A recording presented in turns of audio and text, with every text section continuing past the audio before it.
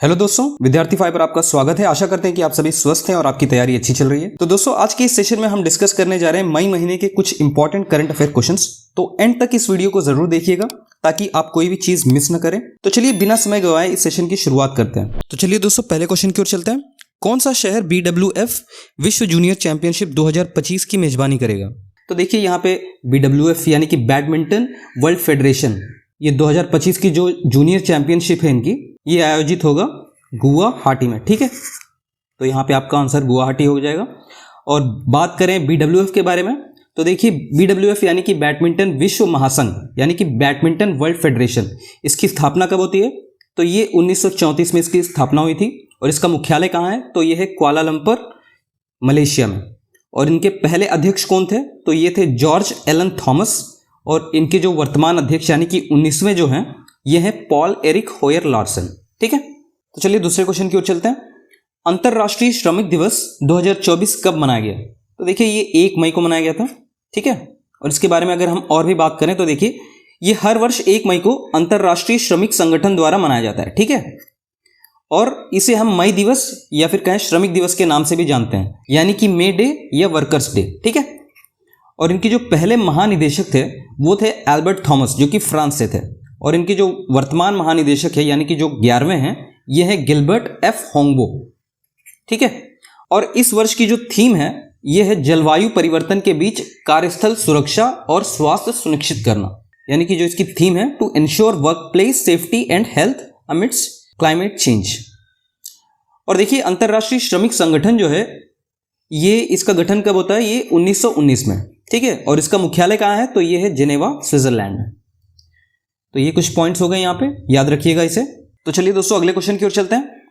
हाल ही में TCS world 10 के Bengaluru race का कौन सा संस्करण आयोजित किया गया? तो देखिए यहाँ पे टाटा कंसल्टेंसी सर्विस के तरफ से ये आयोजित किया गया था वर्ल्ड 10 के बेंगलुरु। ये बेंगलुरु में ये आयोजित किया गया था ये रेस, और ये इस वर्ष का जो है ये 16वां संस्करण था। ठीक है, तो चलिए दोस्तों अगले क्वेश्चन की ओर चलते हैं। किस देश ने चांगे 6 चंद्र जांच प्रक्षेपण लॉन्च किया? तो देखिए दोस्तों ये चांगे 6 जो है ये लॉन्च किया गया है चीन द्वारा। और इसका जो प्राइमरी मोटिव है ये क्या है? तो फार साइड ऑफ मून से ये सॉइल और रॉक यानी कि मिट्टी और वहां के जो पत्थर हैं वो वापस धरती पे लेके आके उन पे शोध करेंगे। ठीक है, तो ये इसका काम है प्राइमरी वर्क। और इसी के साथ में चांगे 6 के साथ में चाइना ने पाकिस्तान की IQ-K ठीक है, इसको भी लॉन्च किया गया है इनके द्वारा। और IQ-Q का क्या काम रहेगा? तो इसके अंदर ऑप्टिकल कैमरास लगे हुए हैं जिससे ये लूनार सरफेस की अच्छी इमेजेस ले सकें। ठीक है, तो अगर आपके एग्जाम में ये पूछा जाए कि IQ-Q किसके द्वारा लॉन्च किया गया या फिर किस देश का है, तो आपको बताना है पाकिस्तान। ठीक है, और किसके कोलैबोरेशन में ये किया गया है? तो ये चीन के। ठीक है, तो चलिए दोस्तों अगले क्वेश्चन की ओर चलते हैं। किस देश ने अपनी नई मुद्रा जिग को लॉन्च किया? तो देखिए यहाँ पे जिग का यहाँ पे मतलब हो गया जिम्बाब्वे, और ये गोल्ड। ठीक है, ZIG जिग। तो ये किसके द्वारा लॉन्च किया गया था? तो ये जिम्बाब्वे के द्वारा। और अगर हम बात करें जिम्बाब्वे की, तो देखिए इनकी जो कैपिटल है वो क्या है? वो है हरारे। ठीक है, तो चलिए दोस्तों अगले क्वेश्चन की ओर चलते हैं। भारत के पहले संवैधानिक पार्क का उद्घाटन किस शहर में हुआ? तो देखिए ये पुणे में हुआ है। इंडियन आर्मी और पुनीत बालन ग्रुप ये दोनों ने जॉइंटली ये इनॉग्रेशन किया। ठीक है, तो चलिए दोस्तों अगले क्वेश्चन की ओर चलते हैं। पुरुष T20 विश्व कप 2024 में अमूल किस क्रिकेट टीम का मुख्य प्रायोजक नहीं है? ठीक है, यहाँ पे किस टीम के ये प्रमुख प्रायोजक नहीं है? तो ये देखिए साउथ अफ्रीका के हैं, श्रीलंका के हैं और अमेरिकन क्रिकेट के भी हैं। तो किसके नहीं है? तो यहाँ पे देखिए ऑस्ट्रेलिया। ठीक है, आपका ऑप्शन ये हो जाएगा। तो दोस्तों अगले क्वेश्चन की ओर चलते हैं। विश्व प्रेस स्वतंत्रता दिवस 2024 कब मनाया गया? तो देखिए ये 3 मई को मनाया गया था। और इसके बारे में अगर हम और भी बातें करें तो देखिए ये प्रतिवर्ष 3 मई को मनाई जाती है। ठीक है, और 2024 की थीम क्या थी? ग्रह के लिए प्रेस, पर्यावरण संकट के दौर में पत्रकारिता। ठीक है, तो दोस्तों अगले क्वेश्चन की ओर चलते हैं। विश्व प्रेस स्वतंत्रता सूचकांक 2024 में भारत का क्या स्थान है? तो देखिए इस बार भारत की जो स्थान है ये 159वीं रैंक है। और टोटल कितने देश थे? तो ये है 180। ठीक है, टोटल 180 देशों में भारत का स्थान जो है 159वां रहा। और अगर हम इसके बारे में अगर और डिटेल में बात करें तो देखिए ये जो सूचकांक है ये किसके द्वारा प्रतिवर्ष प्रकाशित किया जाता है, तो ये रिपोर्टर्स विदाउट बॉर्डर द्वारा, ठीक है।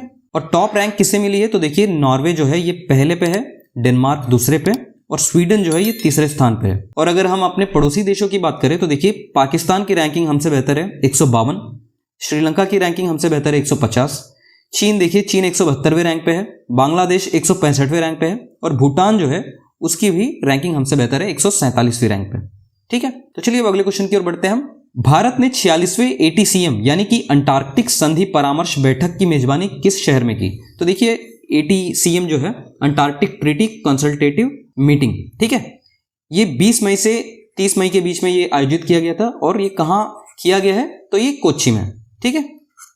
तो चलिए दोस्तों अगले क्वेश्चन की ओर चलते हैं। निम्नलिखित में से किस वेस्ट इंडीज खिलाड़ी पर हाल ही में ICC ने 5 वर्ष का बैन लगाया है, तो देखिए ये डेवॉन थॉमस हैं, ये वेस्ट इंडीज के प्लेयर हैं, इन्हें ही 5 वर्ष का बैन लगाया गया है एंटी करप्शन चार्जेस के ऊपर। और अगर हम ICC के बारे में बात करें तो देखिए इसका गठन कब हुआ था, 15 जून 1909 में, और ICC का फुल फॉर्म क्या है, तो अंतर्राष्ट्रीय क्रिकेट परिषद यानी कि इंटरनेशनल क्रिकेट काउंसिल। और देखिए इसका मुख्यालय कहाँ पे है, तो ये है दुबई, संयुक्त अरब अमीरात में। और इनके जो अध्यक्ष हैं ये कौन है, ये है ग्रेग बार्कले, ठीक है। तो चलिए अब अगले क्वेश्चन की ओर चलते हैं। किसे DPIIT में निदेशक के रूप में नियुक्त किया गया, तो देखिए यहाँ पे DPIIT का यहाँ पे क्या है फुल फॉर्म, तो department for promotion of industry and internal trade, ठीक है, यानी कि उद्योग संवर्धन और आंतरिक व्यापार विभाग। और ये किसके अंतर्गत आता है, तो ये है ministry of commerce and industry के अंतर्गत आता है, यानी कि वाणिज्य एवं उद्योग मंत्रालय। और देखिए इनके जो डायरेक्टर हैं यानी कि निदेशक इसमें कौन बने हैं, तो ये है प्रतिमा सिंह, ठीक है, ये याद रखिएगा। तो चलिए दोस्तों अगले क्वेश्चन की ओर चलते हैं। सोलोमन द्वीप समूह के नए प्रधानमंत्री कौन बने, तो देखिए ये है जेरेमिया मानेले, ये हाल ही में नए प्रधानमंत्री बने हैं वहां के, और ये प्रो चाइनीज हैं, ठीक है, प्रो चाइनीज हैं। और अगर बात करें हम सोलोमन द्वीप समूह के बारे में तो देखिए इनकी जो कैपिटल है यानी कि राजधानी ये क्या है, तो ये है होनियारा, ठीक है, होनियारा, ये याद रखिएगा। तो चलिए दोस्तों अगले क्वेश्चन की ओर चलते हैं। माउंट रुआंग किस देश में स्थित है, तो देखिए ये इंडोनेशिया में स्थित है। हाल ही में ये न्यूज में रहा क्योंकि यहाँ पे वॉल्केनिक एरप्शंस यहाँ पे देखे गए, ठीक है। तो चलिए दोस्तों अगले क्वेश्चन की ओर चलते हैं। किसे राष्ट्रीय जूट बोर्ड का सचिव नियुक्त किया गया, तो देखिए नेशनल जूट बोर्ड जो है यानी कि राष्ट्रीय जूट बोर्ड, ये किसके अंतर्गत आता है, तो ये मिनिस्ट्री ऑफ टेक्सटाइल्स के अंतर्गत आता है, ठीक है, टेक्सटाइल्स के। और इनके जो हाल ही में सचिव चुने गए हैं ये कौन है, तो ये है शशि भूषण सिंह, ठीक है, ये आपका आंसर हो जाएगा। तो चलिए दोस्तों अगले क्वेश्चन की ओर चलते हैं। नो झंझट लाइफ इंश्योरेंस फटाफट अभियान किसके द्वारा लॉन्च किया गया, तो देखिए ये HDFC लाइफ द्वारा लॉन्च किया गया है, ठीक है। तो चलिए दोस्तों अगले क्वेश्चन की ओर चलते हैं। किसे विटली गोल्ड अवार्ड 2024 यानी कि ग्रीन ऑस्कर से सम्मानित किया गया, तो देखिए ये विटली गोल्ड अवार्ड 2024 जो है, इसे देखिए विटली गोल्ड अवार्ड को हम ग्रीन ऑस्कर के नाम से भी जानते हैं क्योंकि ये पर्यावरण से संबंधित है। और इस बार की ये जो विटली गोल्ड अवार्ड 2024 से कौन सम्मानित हुए हैं, तो ये है पूर्णिमा देवी बर्मन, ठीक है, ये आपका आंसर हो जाएगा यहाँ पे।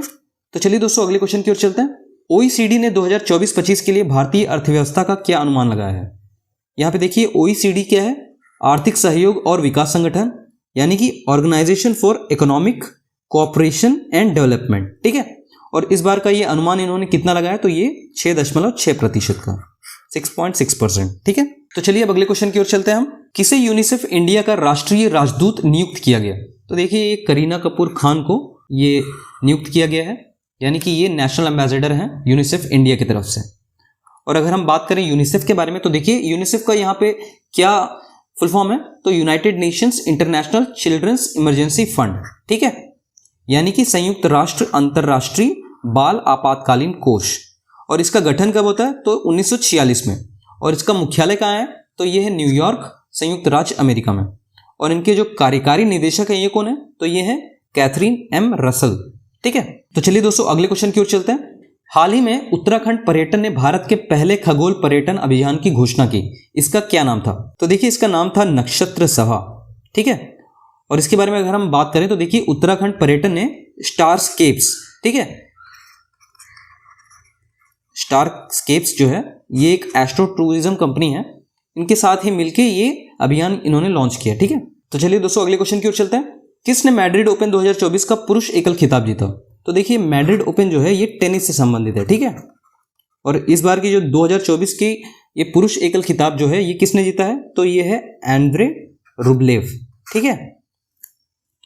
और अगर हम इसके बारे में थोड़ा डिटेल में बात करें तो देखिए, पुरुष एकल खिताब किसने जीता है, तो आंद्रेव रुबलेव ने, जो कि रूस से बिलोंग करते हैं। और महिला एकल खिताब किसने जीता है, तो ये ईगा स्वीटेक ने, जो कि पोलैंड से हैं। और महिला युगल खिताब किसने जीता है, तो ये सारा सॉरिबस, जो कि स्पेन से हैं, और क्रिस्टीना बुक्सा, जो कि ये भी स्पेन से हैं, ठीक है।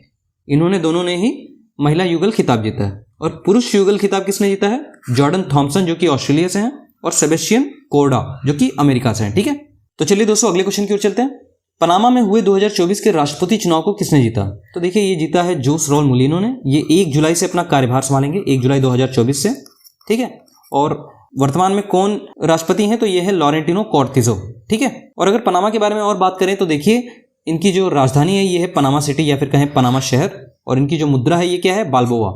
और देखिए ज्योग्राफी में हमने इस्थमस या फिर कहें भूडमरूमत के बारे में जो पढ़ा है पनामा के बारे में, तो जो नॉर्थ अमेरिका और साउथ अमेरिका, यानी कि उत्तर अमेरिका और दक्षिण अमेरिका को जो जोड़ के रखता है जो भूडमरूमत, ये वही पनामा है, ठीक है।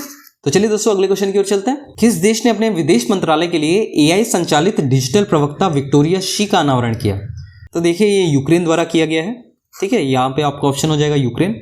और इस डिजिटल प्रवक्ता का नाम क्या है, तो ये है विक्टोरिया शी, ठीक है। ये भी याद रखिएगा, ये इंपॉर्टेंट हो जाएगा। तो चलिए दोस्तों अगले क्वेश्चन की ओर चलते हैं। कौन सा देश ICC महिला T20 विश्व कप 2024 की मेजबानी करेगा, तो देखिए ये ICC महिला T20 विश्व कप 2024 जो है ये कब आयोजित होने वाला है, तो ये 3 अक्टूबर से आयोजित होगा, ठीक है। 3 अक्टूबर से लेके 20 अक्टूबर। और ये कहां पे आयोजित होगा, कौन मेजबानी कर रहा है इस बार, तो ये बांग्लादेश करेगा इस बार, ठीक है। तो चलिए अगले क्वेश्चन की ओर चलते हैं। किस मोटर कंपनी ने दुनिया की पहली CNG मोटरसाइकिल लॉन्च की, तो देखिए ये बजाज द्वारा किया गया है, ठीक है। तो चलिए दोस्तों अगले क्वेश्चन की ओर चलते हैं। किसे आयुष मंत्रालय में निदेशक के रूप में नियुक्त किया गया, तो देखिए ये है सुबोध कुमार, इन्हें ही निदेशक के रूप में नियुक्त किया गया है। तो चलिए दोस्तों अगले क्वेश्चन की ओर चलते हैं। विश्व रेड क्रॉस दिवस 2024 की थीम क्या थी, तो देखिए पहले तो ये विश्व रेड क्रॉस दिवस जो है ये कब मनाया गया था, ये 8 मई को मनाया गया था, ठीक है। 8 मई को मनाया गया था। और इस बार की जो थीम है 2024 की, ये क्या है, कीपिंग ह्यूमैनिटी अलाइव, यानी कि मानवता को जीवित रखना, ठीक है। तो चलिए दोस्तों अगले क्वेश्चन की ओर चलते हैं। गगन स्ट्राइक 2 संयुक्त अभ्यास किस शहर में आयोजित किया गया, तो देखिए गगन स्ट्राइक 2 जो है ये भारतीय सेना, इंडियन आर्मी, और भारतीय वायुसेना, ये दोनों द्वारा संयुक्त अभ्यास रहा है। और ये आयोजित हुआ था पंजाब में, और ये 3 दिन तक ये चला था, 3 दिवसीय था ये, ठीक है। तो चलिए दोस्तों अगले क्वेश्चन की ओर चलते हैं। किस राज्य ने पिरुल लाओ पैसे पाओ अभियान की शुरुआत की, तो देखिए ये लॉन्च किया गया है उत्तराखंड द्वारा। और क्या कारण है, तो देखिए हाल ही में उत्तराखंड के जंगलों में आग लगने की घटनाएं काफ़ी यहाँ पे चर्चे में रही थी। तो इसका एक जो कारण है पिरुल, ठीक है, यानी जो चीड़ के पेड़ के पत्ते होते हैं ये सूखने के बाद में बहुत ही ज़्यादा इन्फ्लेमेबल हो जाते हैं, काफ़ी तेज़ी से इनमें आग लगती है। तो इसको देखते हुए ये पिरुल कलेक्ट करने के लिए एक कैंपेन इन्होंने लॉन्च किया है।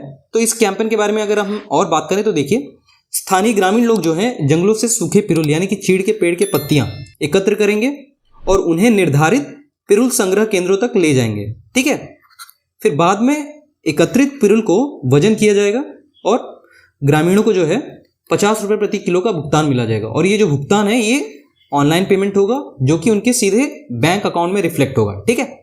फिर बाद में जो कलेक्टेड जो पिरुल हैं इनको पैक करके प्रोसेस करके आगे के उपयोग के लिए इंडस्ट्रीज को बेच दिया जाएगा, ठीक है। तो कुछ इस तरीके से इनका प्लानिंग है। तो चलिए दोस्तों अगले क्वेश्चन की ओर चलते हैं। हाल ही में विश्व प्रवासी पक्षी दिवस 2024 कब मनाया गया, तो देखिए ये मई 11 को मनाया गया था। और इसके बारे में अगर हम बात करें तो देखिए प्रतिवर्ष मई और अक्टूबर यानी कि 2 महीने में मनाया जाता है, साल में 2 बार मनाया जाता है और हर बार दूसरे शनिवार को ही मनाया जाता है। तो इस बार जो दूसरा शनिवार था 11 मई को था, इसलिए ये 11 मई को मनाया गया। और इस बार की ये जो 2024 की थीम है ये क्या है, कीटों की रक्षा करें पक्षियों की रक्षा करें, यानी कि प्रोटेक्ट इंसेक्ट्स प्रोटेक्ट बर्ड्स, ठीक है। तो चलिए दोस्तों अगले क्वेश्चन की ओर चलते हैं। हाल ही में किसने एवरेस्ट पर्वत पर 29 बार चढ़ाई कर नया रिकॉर्ड बनाया, तो देखिए ये 29 बार चढ़ाई करने का ये नया रिकॉर्ड जो है ये कामी रीता शेरपा ने बनाया, ठीक है। और बाकी ऑप्शन की तरफ चले तो देखिए जुंको ताबाई ये पहली महिला थी एवरेस्ट पर चढ़ने वाली, ठीक है, फर्स्ट वुमन। और एडमंड हिलरी और तेंजिंग नॉर्गे जो हैं ये सबसे पहले एवरेस्ट पर चढ़ने वाले लोग थे, ठीक है, क्लाइंबर्स। तो चलिए दोस्तों अब अगले क्वेश्चन की ओर चलते हैं। इफ्को के नए अध्यक्ष कौन चुने गए, तो देखिए ये दिलीप संघानी है, यही चुने गए हैं नए चेयरमैन, ठीक है, इफ्को के। और अगर हम बात करें इफ्को के बारे में तो देखिए इफ्को की फुल फॉर्म क्या है, Indian Farmers Fertiliser Cooperative Limited, यानी कि भारतीय किसान उर्वरक सहकारी समिति, ठीक है। और इसकी स्थापना कब हुई थी, तो ये 1967 में हुई थी। और इसका मुख्यालय कहाँ है, ये है नई दिल्ली में। और इनके जो फाउंडर यानी कि संस्थापक कौन थे, तो ये थे उदय भान सिंह जी, नटवर सिंह जी जेठवा, ठीक है। और इनके जो चेयरमैन हैं ये कौन बने हैं, तो ये है दिलीप संघानी। और उपाध्यक्ष यानी कि वाइस चेयरमैन कौन है, तो ये है बलवीर सिंह, ठीक है, ये याद रखिएगा। तो चलिए अगले क्वेश्चन की ओर चलते हैं। हाल ही में सुशील कुमार मोदी का देहांत हुआ, उनका संबंध किस क्षेत्र से था। तो देखिए ऐसे क्वेश्चन काफी इंपॉर्टेंट हो जाते हैं क्योंकि ये एक पब्लिक फिगर हैं और हाल ही में ये चल बसे हैं। तो देखिए सुशील कुमार मोदी किस क्षेत्र से जुड़े हुए थे, तो ये पॉलिटिशियन थे, ठीक है। ये बिहार के बीजेपी के कद्दावर नेता थे और वहां का मुख्य चेहरा भी थे, तो ठीक है। यहाँ पे आपका ऑप्शन क्या है, तो ये है पॉलिटिशियन यानी कि राजनीतिज्ञ। तो चलिए दोस्तों अगले क्वेश्चन की ओर चलते हैं। अब मेघालय की पहली महिला डीजीपी यानी कि पुलिस महानिदेशक कौन बनी, तो देखिए ये है ईदाशीशा नोंगरंग, यही पहली महिला डीजीपी बन चुकी है मेघालय की, ठीक है, ये याद रखिएगा, काफी इंपॉर्टेंट हो जाएगा ये क्वेश्चन। तो चलिए दोस्तों अगले क्वेश्चन की ओर चलते हैं। किस स्पेस एजेंसी ने चंद्रमा पर सबसे पहली रेल प्रणाली बनाने की अपनी योजना का अनावरण किया, तो देखिए ये नासा ने किया है। ये नासा की महत्वाकांक्षी योजना है जिसके तहत ये चंद्रमा पर पहली ऐसी रेल प्रणाली बनाना चाहते हैं, ठीक है। और इस योजना का इन्होंने नाम क्या रखा है, तो देखिए ये फ्लोट इंच का नाम रखा है, यानी कि flexible levitation on a track, ठीक है, तो ये भी याद रखिएगा। तो चलिए दोस्तों अगले क्वेश्चन की ओर चलते हैं। Sultan Azlan Shah hockey trophy 2024 किसने जीता, तो देखिए जापान ने ये पहली बार ये ट्रॉफी जीती है, ठीक है। और फाइनल में इन्होंने पाकिस्तान को रौंद कर ये जीता इन्होंने ये कप। तो यहाँ पे आपका ऑप्शन क्या हो जाएगा, जापान। और अगर इस ट्रॉफी के बारे में अगर हम बात करें, Sultan Azlan Shah hockey trophy, तो देखिए ये मलेशियन हॉकी कॉन्फेडरेशन, ठीक है, मलेशिया द्वारा ये आयोजित किया जाता है। और ये 6 टीम को इनवाइट करते हैं, 6 टीम्स को। तो इस बार भारत ने मना कर दिया था, ठीक है, क्योंकि भारत जो है ओलंपिक की तैयारी में लगा हुआ है, तो इस कारण से इन्होंने ये वाली स्किप कर दी थी, ये वाली ट्रॉफी इन्होंने स्किप कर दी थी। तो चलिए दोस्तों अगले क्वेश्चन की ओर चलते हैं। भारत का 85वां शतरंज ग्रैंड मास्टर कौन बना, तो देखिए ये है श्याम निखिल, ये बन चुके हैं, ये आपका ऑप्शन यहाँ पे हो जाएगा श्याम निखिल। और देखिए विश्वनाथ आनंद, ये आपका जनरल नॉलेज क्वेश्चन हो जाएगा। ये फर्स्ट जो है भारत के पहले चेस ग्रैंड मास्टर थे, ठीक है, चेस ग्रैंड मास्टर। अब चलिए अगले क्वेश्चन की ओर बढ़ते हैं हम। हाल ही में एलिस मुनरो का देहांत हुआ, उनका संबंध किस क्षेत्र से था, तो देखिए ये लेखिका थी, ऑथर थी, ठीक है। और इनके बारे में अगर हम बात करें तो देखिए 2013 में इन्हें साहित्य के लिए नोबेल पुरस्कार मिला है, 2009 में अंतर्राष्ट्रीय बुकर पुरस्कार मिला है। और देखिए वृद्धावस्था में 92 वर्ष की आयु में इनका निधन हुआ है।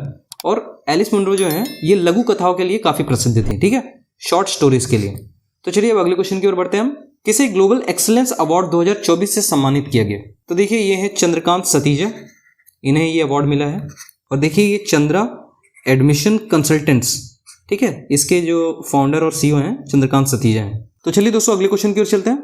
हाल ही में भारतीय वायुसेना ने किस शहर में एयर ड्रॉप के लिए भीष्म पोर्टेबल अस्पताल का परीक्षण किया, तो देखिए ये एयर ड्रॉप के लिए ये इन्होंने आगरा में ये परीक्षण किया, ठीक है। और अगर इसके बारे में बात करें तो देखिए भीष्म जो है ये आरोग्य मैत्री ट्यूब के अंतर्गत आता है। और भीष्म का फुल फॉर्म क्या है, तो ये है भारत हेल्थ इनिशिएटिव फॉर सहयोग हित एंड मैत्री। और इनकी जो ऑब्जेक्टिव यानी कि उद्देश्य है ये है सहयोग हित और मैत्री, यानी कि कॉपरेशन, वेलफेयर एंड फ्रेंडशिप। और देखिए अगर एयर ड्रॉप के बारे में अगर हम बात करें तो ये भारतीय वायुसेना द्वारा किया गया था। ये जो हॉस्पिटल्स हैं भीष्म हॉस्पिटल्स, ये ड्यूरेबल है यानी कि टिकाऊ हैं, जलरोधी हैं और हल्के भी हैं। और देखिए एयर ड्रॉप के बाद में ये 12 मिनट के अंदर ही ये सेटअप हो जाते हैं, ठीक है, जिसके कारण जो है ये बड़े पैमाने पर होने वाले दुर्घटनाएं या फिर आपदा के समय पे ये काफ़ी इंपॉर्टेंट हो जाएगा। तो चलिए दोस्तों अगले क्वेश्चन की ओर चलते हैं। नासा ने अपने पहले आर्टिफिशियल इंटेलिजेंस प्रमुख के रूप में किसे नियुक्त किया, तो देखिए यहाँ पे डेविड सल्वाग्निनी जो हैं ये फर्स्ट चीफ एआई ऑफिसर हो चुके हैं नासा के, ठीक है, ये याद रखिएगा। तो चलिए दोस्तों अगले क्वेश्चन की ओर चलते हैं। हाल ही में कान फिल्म फेस्टिवल 2024 का कौन सा संस्करण आयोजित हुआ, तो देखिए ये 77वां ये आयोजित हुआ था, ठीक है, ये आपका ऑप्शन यहाँ पे 77वां हो जाएगा। और इसके बारे में अगर हम बात करें, इसका जो आयोजन है ये कान फ्रांस में हुआ था, ठीक है, फ्रांस के कान में हुआ था। और इनका जो सर्वोच्च पुरस्कार है इस फिल्म फेस्टिवल का, इसे पाल्मे डियोर कहते हैं, ठीक है। और दूसरा सर्वोच्च पुरस्कार क्या है, तो ये है ग्रैंड प्रिक्स पुरस्कार। और इससे जुड़ी कुछ इंपॉर्टेंट बातें करें तो देखिए यहाँ पे भारत मंडप का अनावरण हुआ था, यानी कि भारत पवेलियन, ये एक मंच है, इसका इनॉग्रेशन कहाँ हुआ था, ये फिल्म फेस्टिवल में ही हुआ था। और देखिए यहाँ पे पायल कपाड़िया जो है, इनकी film All We Imagine as Light, इसे जो दूसरा सर्वोच्च पुरस्कार है यानी कि ग्रैंड प्रिक्स पुरस्कार, तो ये मिल चुका है इन्हें, और ऐसा अवार्ड ये मिलने वाली ये पहली भारतीय फिल्म निर्माता बन चुकी हैं। ठीक है, तो ये भी याद रखिएगा, काफ़ी इंपॉर्टेंट पॉइंट हो जाएगा ये। तो चलिए दोस्तों अगले क्वेश्चन की ओर चलते हैं। इंडिया स्किल्स 2024 का उद्घाटन किस शहर में हुआ? तो देखिए ये न्यू दिल्ली में हुआ, यानी कि नई दिल्ली में। और इसके बारे में अगर हम डिटेल में बात करें तो देखिए इसका अनावरण कहाँ पे हुआ था, तो यशोभूमि द्वारका में, जो कि नई दिल्ली में स्थित है। ठीक है, और इसका शुभारंभ कब हुआ था, तो ये 15 मई को, और ये 4 दिवसीय कार्यक्रम था। और इसका आयोजन किसके द्वारा किया गया था, तो ये राष्ट्रीय कौशल विकास निगम NSDC द्वारा। और ये किसके अंतर्गत आता है, तो ये केंद्रीय कौशल विकास एवं उद्यमिता मंत्रालय के अंतर्गत आता है। ठीक है, तो ये याद रखिएगा। और दोस्तों अगर इसके बारे में डिटेल में बात करें तो देखिए 400 उद्योग विशेषज्ञों के साथ साथ लगभग 900 छात्र जो है इसमें भाग लेंगे, और 61 जो कैटेगरी है, अलग अलग कैटेगरी है, उसमें ये प्रतियोगिता रखी जाएगी, जिसमें से 47 जो है ये नई दिल्ली में आयोजित हुए थे, और जो 14 हैं बाकी बचे, ये कर्नाटक, उत्तर प्रदेश, गुजरात और हरियाणा, ये 4 राज्यों में ये आयोजित किए गए थे। और देखिए यहाँ पे अच्छा प्रदर्शन करने वाले जो हैं उन्हें उन्नत प्रशिक्षण प्राप्त होगा। ठीक है, जिससे वे लोग जो हैं सितंबर 2024 में होने वाले ये वर्ल्ड स्किल्स 2024 का जो प्रतियोगिता होगा फ्रांस के लियोन में, ठीक है, वहाँ पे ये लोग भारत का प्रतिनिधित्व करेंगे। तो ये कुछ पॉइंट्स थी इंडिया स्किल्स 2024 से रिलेटेड में। तो चलिए अब अगले क्वेश्चन की ओर चलते हैं। हाल ही में किसे साहित्य अकादमी फेलोशिप से सम्मानित किया गया? तो देखिए ये है रस्किन बॉन्ड, इन्हें ही ये फेलोशिप मिला है, ये अवार्ड मिला है। ठीक है, और अगर हम रस्किन बॉन्ड के बारे में अगर हम बात करें तो देखिए 1999 में इन्हें पद्मश्री मिला है, 2019 में इन्हें पद्म भूषण मिला है, और 2012 में साहित्य अकादमी बाल साहित्य पुरस्कार भी इन्हें मिल चुका है। ठीक है, और साहित्य अकादमी के बारे में अगर हम बात करें तो देखिए इनका जो गठन हुआ था ये 12 मार्च 1954 को होता है, और इनका जो हेडक्वार्टर्स है ये है रविंद्र भवन नई दिल्ली में। ठीक है, और इनके जो अध्यक्ष हैं यानी कि प्रेसिडेंट ये है माधव कौशिक। ठीक है, तो ये कुछ पॉइंट्स थे। तो चलिए अब अगले क्वेश्चन की ओर बढ़ते हैं हम। सुप्रीम कोर्ट बार एसोसिएशन के अध्यक्ष के रूप में कौन चुने गए? तो देखिए ये है कपिल सिब्बल। ठीक है, ये जो है सुप्रीम कोर्ट बार एसोसिएशन के नए अध्यक्ष चुने गए हैं। तो चलिए अब अगले क्वेश्चन की ओर चलते हैं। डीपी वर्ल्ड ने अपने सबसे बड़े मुक्त व्यापार गोदाम क्षेत्र यानी कि largest free trade warehouse zone का उद्घाटन किस शहर में किया?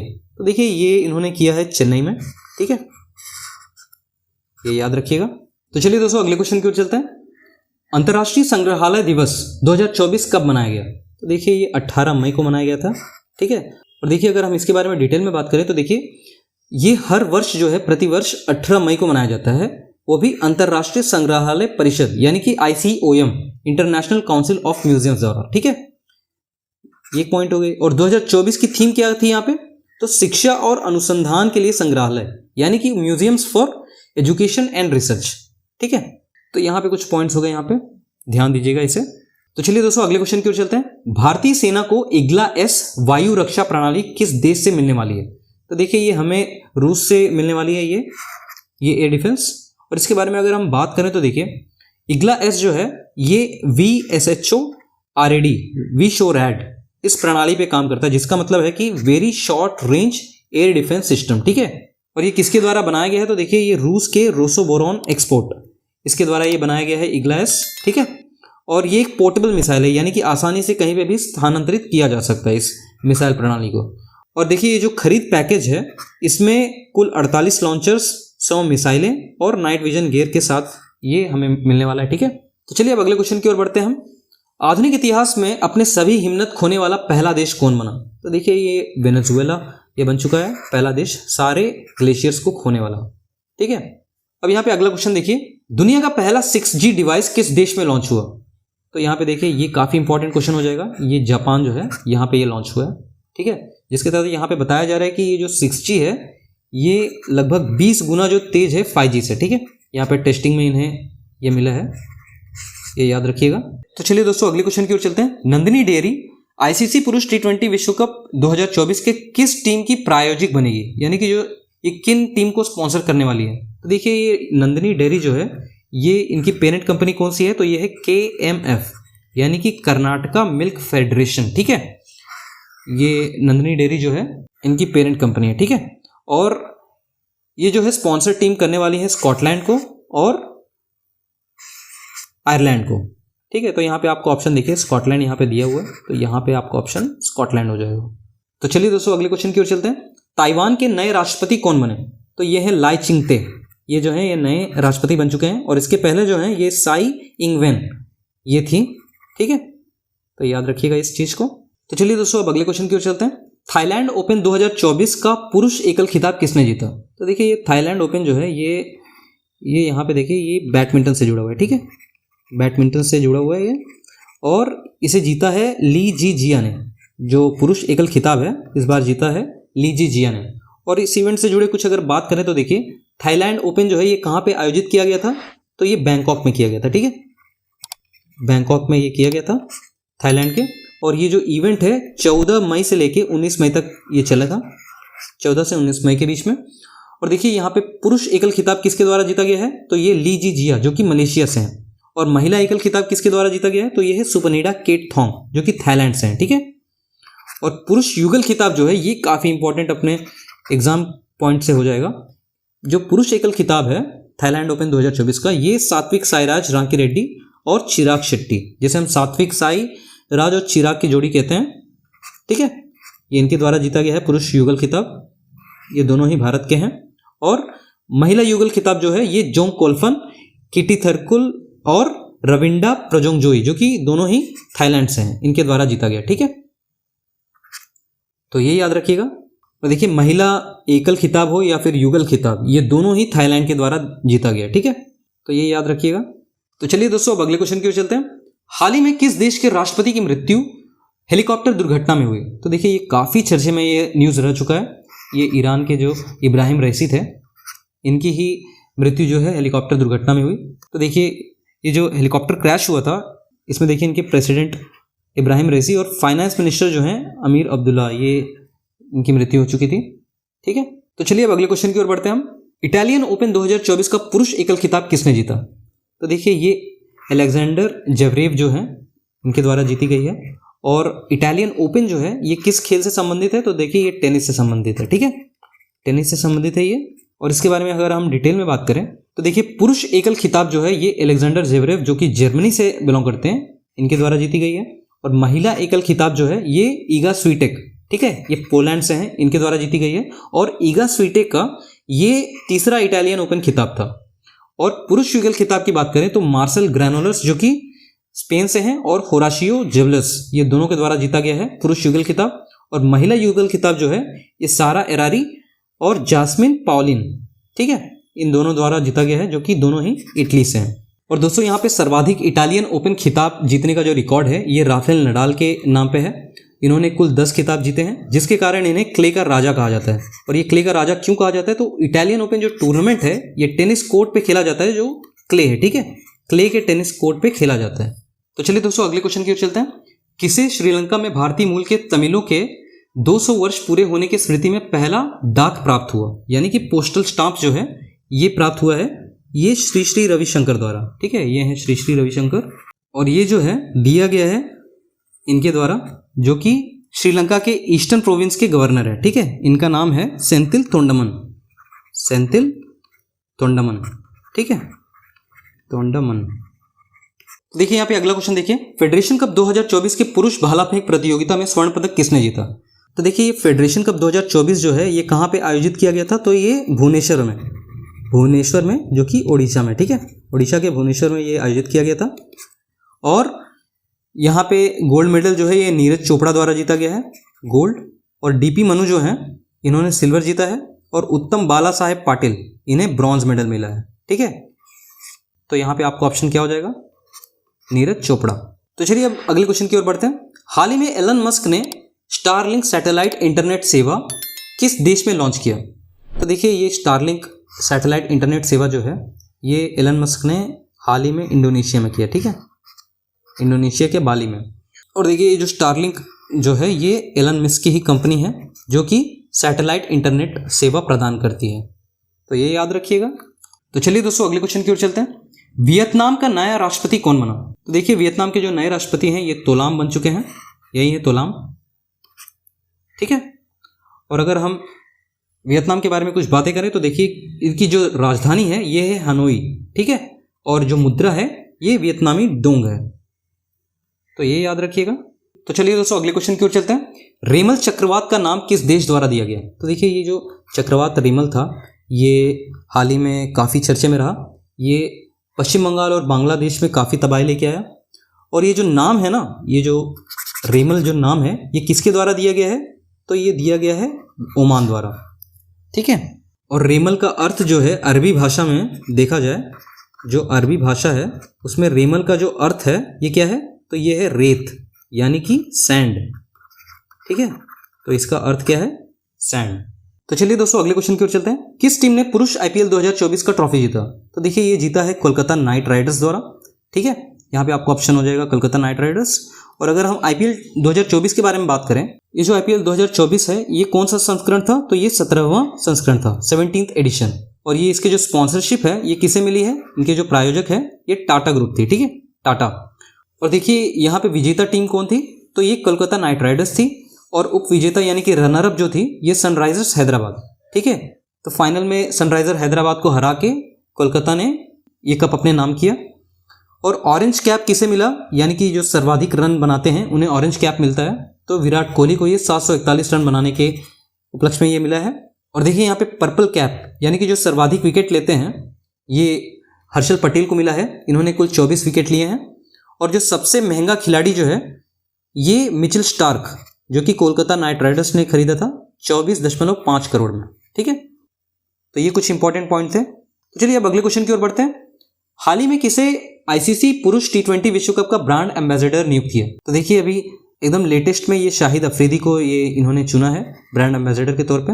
और देखिए इसके अलावा युवराज सिंह, ठीक है, युवराज सिंह को यहाँ पे ब्रांड एम्बेसडर इन्होंने चुना है। और क्रिस गेल को चुना है। और उसेन बोल्ट को चुना है इन्होंने। और रिसेंटली जो है ये शाहिद अफरीदी को यहाँ पे इन्होंने चुना है। तो ये आपका ऑप्शन हो जाएगा, ठीक है। तो चलिए दोस्तों अब हम आखिरी क्वेश्चन की ओर चलते हैं। हाल ही में किस राज्य ने राहत शिविरों में छात्रों के लिए स्कूल ऑन व्हील्स पहल का अनावरण किया? तो देखिए ये लॉन्च किया गया है मणिपुर में। और ये इसे किसने लॉन्च किया है? तो देखिए मणिपुर की गवर्नर ने, ठीक है। इनका नाम है अनुसुया यूके, फिर यूकी, ठीक है। इनके द्वारा ये लॉन्च किया गया है मणिपुर में, ठीक है, वो भी राहत शिविरों में छात्रों के लिए।